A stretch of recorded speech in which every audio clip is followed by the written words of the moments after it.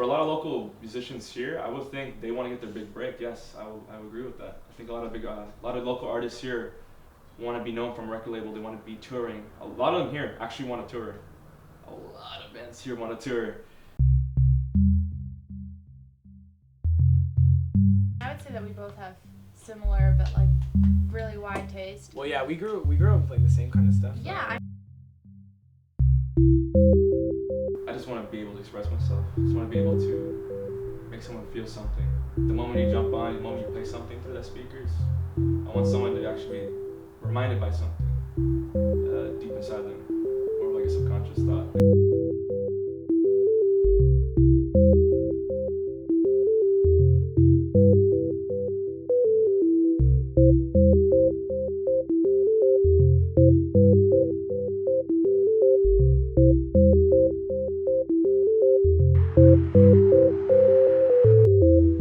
The Valley plays host to a number of great independent artists that are looking for the opportunity to get their music out there. Recently, I, along with Electra Martin and Jeffrey Perdomo, had the opportunity to sit down with several of these artists and get them to share where exactly their love of music comes from, as well as what it's like to be an independent artist versus one that is more established. While different in the style of music they play, we came to discover that they share many of the same views on the subject. My name is Pedro Belmonte. I'm a live sound engineer. I play guitar and I mix. My love of music began when I was a young kid. Back in elementary school, I actually tried out for the orchestra. It was actually kind of an experience I wouldn't really expect because I wasn't really that kind of family that came from musicians. It was more of like, oh, that looked pretty cool. That wooden instrument with the strings, man, I want to try that. So I actually tried playing the violin. That was the first instrument I played. From then on, I just started continuing on, kept practicing every single day, and it just became a habit. More like kind of like lunchtime, breakfast. Music was like that all the time when I was a little kid. So what instruments did you play, and like in what order? Like, tell me a little bit about your progression as an artist. Well, as an artist, actually, it started all with violin. Of course, a little first grade thing, you know, the screeching. Oh, the wooden instruments! Get that thing away from that child! It's gonna be playing all through my house. That was pretty much my first instrument. It's all very common. It actually progressed more of strings to woodwind instruments. So it came out to playing trumpet and trombone in middle school. And I started playing more orchestras. So mainly I was more bound into orchestra playing. The band life didn't come in until probably after middle school, probably like beginning of 8th grade, late of 8th grade. I actually picked up an instrument, had a few friends to play in local venues. That was pretty cool, you know, a bunch of kids having fun. I want to be part of that fun too. Hi, my name's Celeste, and I am an artist, songwriter, and musician. And I'm Zach, and I'm also all three of those things as well. I'm an artist, songwriter, and musician. And currently we're writing partners right now, but we both have our own artist things going on. Zach and Celeste are collaborators who also have solo projects they're both working on. When they, along with Pedro, were asked about indie versus industry and where exactly they stood in the whole debate, this is what they had to say. These are their thoughts. I think that labels have their place, and I mean, We've talked about this yeah. in depth, but for me personally, the way I kind of view it, being an alternative artist, there are so many indie labels out there, and some of them are in your best friend's brother's garage, and some of them are really big and pretty much operate at the same level as a major. They're just, because of the way that they're run and their structure, are considered indie.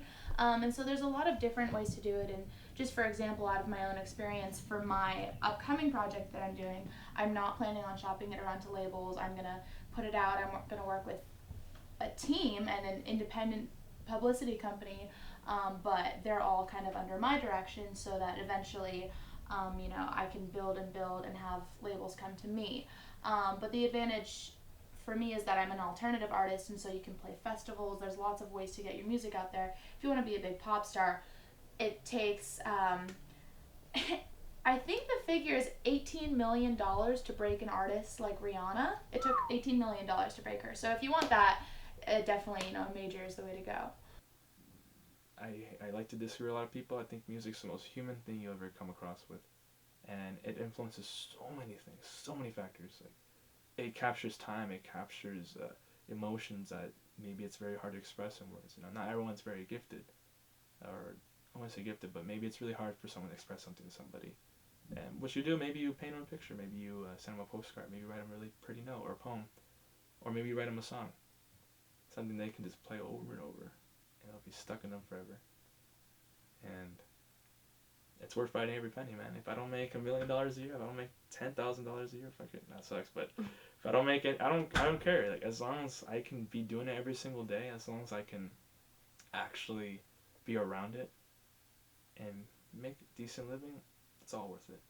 It's worth it to the end. Like anything in this world, it's all about money. So that's basically, I think, the number one thing that a major could offer you. But the downside is creative control. And I mean, we've heard about it so many times in the news with people like Kesha and stuff. Like, people are literally enslaved to record contracts.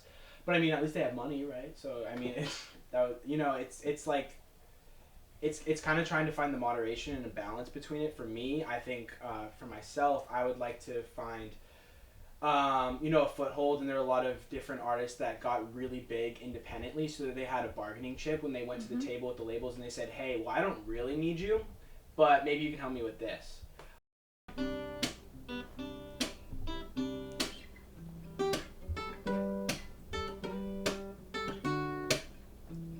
No one else on the road, love it all alone.